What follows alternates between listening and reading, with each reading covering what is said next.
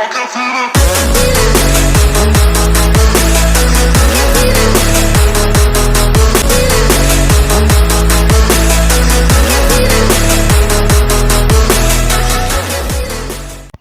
अर्सा पहले की बात है कि एक जोटाला नाम का गांव हुआ करता था। उस गांव के करीब सब्जियों का एक बहुत ही बड़ा फार्म था। उस फार्म का मालिक काफ़ी ज़्यादा अमीर और बहुत बड़ा रईस था, इसलिए उसने अपने फार्म में काम करने के लिए एक मज़दूर को रखा हुआ था। उस फार्म के कुछ फासले पर एक कब्रिस्तान था, जहां जोटाला गांव के लोग अपने मुर्दों को दफनाया करते थे। वो बहुत पुराना कब्रिस्तान था। उस फार्म में जो मजदूर काम किया करता था वो बहुत मेहनती था और बहुत ही लगन से काम किया करता था। क्योंकि फार्म बहुत बड़ा था और फार्म में बहुत ज़्यादा काम हुआ करता था, इसलिए अक्सर उस मजदूर को काफ़ी देर हो जाती थी। वो काम से रात को काफ़ी देर देर तक घर जाया करता था। उसे घर जाते जाते रात के 12-1 बज जाते थे।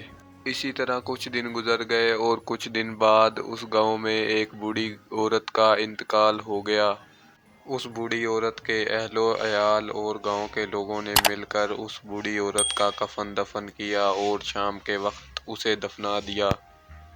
और कब्रिस्तान में उसे दफनाने के बाद सब अपने अपने घरों को चले गए। और उस फार्म का मजदूर भी काम करने के लिए फार्म में चला गया। और मजदूर को उस फार्म में काम करते करते काफ़ी देर हो गई थी। और जैसे ही वो घर जाने लगता है तो उसे रास्ते में बहुत ही अजीब चीज़ देखने को मिलती है।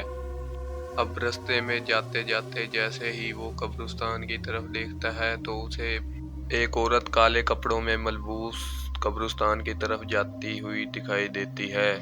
अब वो गांव के दरमियान से गुजरते हुए एक नज़र कब्रिस्तान की तरफ देख लेता है। अब जैसे ही वो कब्रिस्तान की तरफ देखता है तो उसे एक काले कपड़ों वाली औरत कब्रिस्तान की तरफ जाती दिखाई देती है।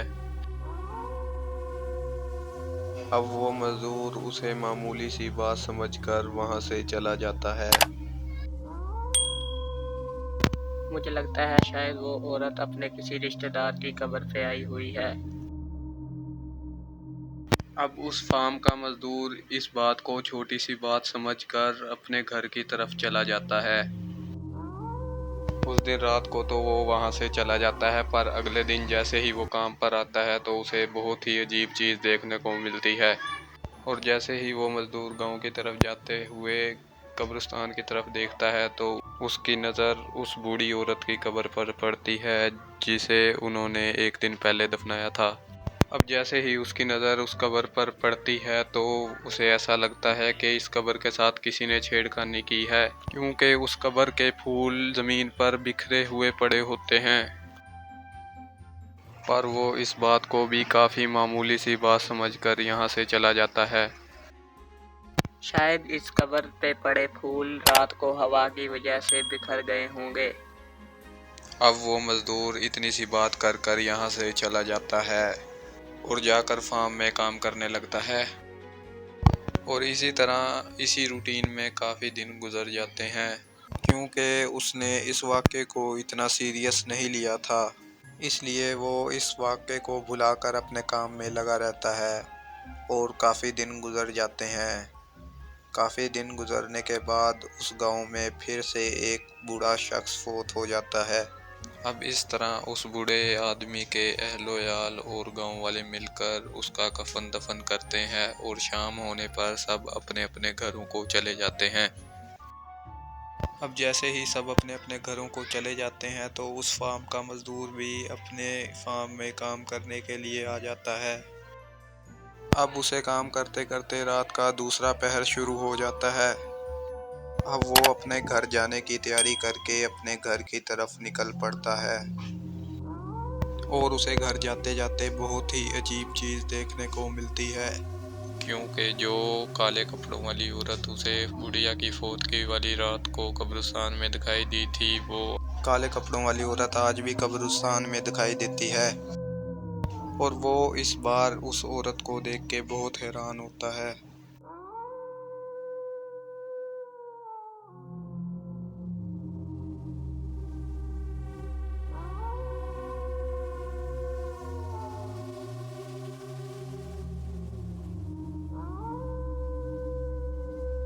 अरे आज फिर ये काले कपड़ों वाली औरत कब्रिस्तान में, शायद अपने किसी रिश्तेदार की कब्र पे आई होगी। आज फिर वो मजदूर काले कपड़ों वाली औरत को देखकर और इसे मामूली सी बात समझकर यहाँ से चला जाता है। और जैसे ही वो अगले दिन काम पर आता है तो वो गांव के लोगों को कब्रिस्तान के बारे में बात करते हुए सुनता है। अरे भाई, तुमने सुना कि कल रात किसी ने एक कब्र के साथ छेड़खानी की? अरे हाँ हाँ, उस कब्र का तो हाल बिगाड़ के रख दिया किसी ने। अरे मुझे लगता है आज फिर किसी ने कब्रिस्तान में कब्र के साथ छेड़खानी की है। अब उस फार्म का मजदूर इतनी सी बात कर वहां से चला जाता है। पर कुछ देर बाद उसे गांव वालों से सब पता चल जाता है कि जिस बूढ़े आदमी को उन्होंने कल दफनाया था उसी बूढ़े आदमी की कब्र के साथ छेड़खानी हुई है। अब वो गांव के लोगों से ये बातें सुनकर बहुत ज़्यादा परेशान हो जाता है। हो ना हो कब्र की छेड़खानी के पीछे उसी काले कपड़ों वाली औरत का हाथ है। पर जैसे ही वो मुझे कब्रिस्तान में दिखाई देगी तो मैं उस औरत का पीछा जरूर करूंगा। इसी तरह कुछ दिन गुजर जाते हैं और गांव में फिर से एक बूढ़ी औरत फौत हो जाती है। उसके अहलो अयाल और सब गांव वाले मिलकर उस बूढ़ी औरत का कफन दफन करते हैं और उसे दफनाने के लिए कब्रिस्तान में ले जाते हैं। दफनाने के बाद सब अपने अपने घरों को चले जाते हैं। अब रात हो जाती है और वो मजदूर भी अपना काम निपटाने के बाद अपने घर की तरफ जाने लगता है। तो जब वो घर की तरफ जा रहा होता है तो उसे आज फिर वही काले कपड़ों वाली औरत कब्रिस्तान में दिखाई देती है। पर इस बार वो यूं ही घर नहीं चला जाता बल्कि उस काले कपड़ों वाली औरत का कब्रिस्तान में पीछा करता है। उसे देखकर वो कब्रिस्तान में उसके पीछे चला जाता है। आज फिर काले कपड़ों वाली औरत कब्रिस्तान में, हो ना हो कब्रों की छेड़खानी के पीछे इसी काले कपड़ों वाली औरत का हाथ है। अब उस फार्म का मजदूर देख ही रहा था कि काले कपड़ों वाली औरत कब्रिस्तान के अंदर घुसकर कब्रिस्तान के दरमियान वाले हिस्से में पहुंच जाती है। इस बार वो काले कपड़ों वाली औरत बहुत ज़्यादा खौफनाक लग रही थी और काफ़ी तेज़ी से कब्रिस्तान की तरफ बढ़ी चली जा रही थी। और अब उस फार्म का मजदूर भी उसके पीछे पीछे चला जाता है। अरे आज मैं नहीं छोड़ूंगा, आज मैं ये पता लगा के ही रहूंगा कि ये कब्रिस्तान में जाके करती क्या है। अब उस फार्म का मजदूर उस काले कपड़ों वाली औरत के पीछे पीछे कब्रिस्तान के बीच में चला जाता है। और इस बार कब्रिस्तान से बहुत ही डरावनी डरावनी आवाज़ें आ रही थी। अब फार्म का मजदूर काले कपड़ों वाली औरत का पीछा करते करते कब्रिस्तान के काफ़ी अंदर तक आ चुका था और वो उस काले कपड़ों वाली औरत का पीछा करते करते कब्रिस्तान के काफ़ी पुराने वाले हिस्से में पहुंच जाता है। पर अब वो काले कपड़ों वाली औरत उसे कहीं नहीं दिखाई देती। अब कब्रिस्तान के आखिरी हिस्से से काफ़ी डरावनी और भयानक आवाज़ें आना शुरू हो जाती हैं। अरे वो काले कपड़ों वाली औरत कहाँ गई? अब मुझे बहुत डर लगने लगा है। अभी वो मजदूर इतनी सी बात करता ही है कि वो काले कपड़ों वाली औरत उड़ती हुई उसके सामने आ खड़ी होती है। तुमने मेरा पीछा करके बहुत बड़ी गलती कर दी। अब मैं तुम्हें मार डालूंगी और तुम्हें बचाने वाला कोई भी नहीं होगा। अरे अरे मुझे मत मारो, मेरे छोटे छोटे बच्चे हैं, मुझे माफ कर दो, बचाओ। इस तरह वो चुड़ैल उस फार्म के मजदूर को मार देती है क्योंकि वो कोई औरत नहीं थी बल्कि कब्रिस्तान की काले कपड़ों वाली चुड़ैल थी। तो बच्चों, कैसी लगी आपको हमारी ये वीडियो?